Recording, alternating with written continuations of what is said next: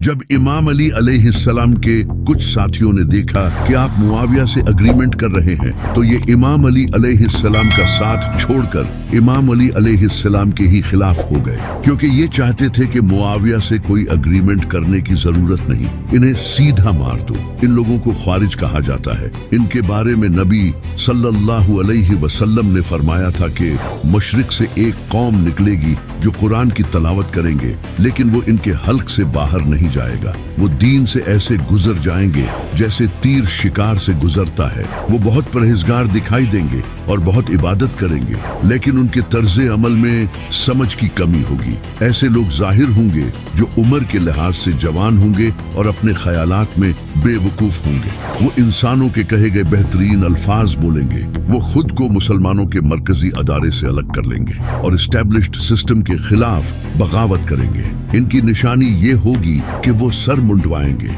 वो मुसलमानों को कत्ल करेंगे और मुशरकीन को बख्श देंगे। अगर मैं इनको देखने के लिए जिंदा रहूं तो इनको इसी तरह कत्ल करूंगा जिस तरह कौमे समूद को कत्ल किया गया था। इन खवारिज ने इमाम अली अलैहिस्सलाम पर कुफ्र का फतवा लगा दिया और इमाम अली अलैहिस्सलाम से अलग हो गए। इमाम अली अलैहिस्सलाम ने फिर भी इनके हुकूमत की तरफ से वजीफे बंद नहीं किए और इन्हें कहा कि तुम मुझे जितना चाहो बुरा भला कहो, लेकिन जुल्म न करो। लेकिन ये ख्वारिज दरियाए दजला के करीब नहरवान नामी जगह पर जमा होने लगे, क्योंकि ये एक बड़ी ही स्ट्रेटेजिक लोकेशन थी जहां ख्वारिज का हेडक्वार्टर बन चुका था, जहां दूर दूर से डिफरेंट इलाकों के लोग आकर इनके साथ मिलने लगे और यहाँ अपनी प्लानिंग करते थे। इन खवारिज के लीडर का नाम अब्दुल्ला इब्ने वहब रासबी था। ये खवारिज अपने आसपास के गांव और शहरों को रेड करने लगे और जो मुसलमान भी इनका साथ नहीं देते ये इन्हें कत्ल कर देते थे।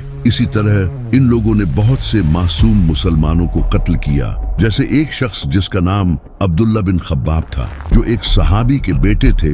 वो अपनी प्रेग्नेंट बीवी के साथ सफर कर रहे थे। जैसे ही वो नहरवान के करीब पहुंचे, कुछ ख्वारिज के ग्रुप ने इन्हें रोक लिया और कहा कि वो अली को छोड़कर इनके साथ आ जाएं। लेकिन अब्दुल्ला बिन खब्बाब ने बेवफाई नहीं की, इसने इनका साथ नहीं दिया, जिस पर ख्वारिज को गुस्सा आया।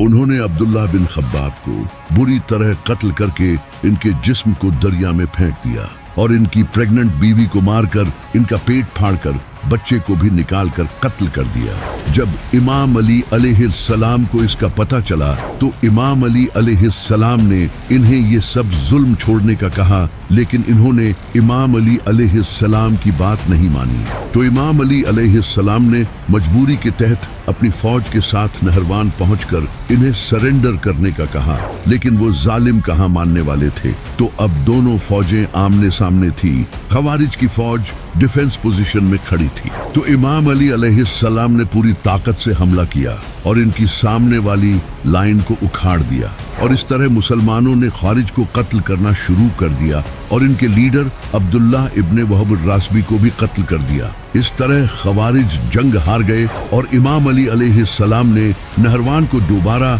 अपने कंट्रोल में ले लिया और इनके जुल्म को रोक और मरने के बाद इसके जिस्म की बेहुरमती न करना, क्योंकि मैंने नबी सल्लल्लाहु अलैहि वसल्लम से सुना था कि जालिम कुत्ते की लाश की भी मरने के बाद बेहुरमती करना बदतरीन अमल है। इसके 2 दिन बाद 21 रमजान को इमाम अली अलैहिस्सलाम वफात पा गए और इसके बाद अल्लाह ने अपनी रहमत मुसलमानों से उठा ली।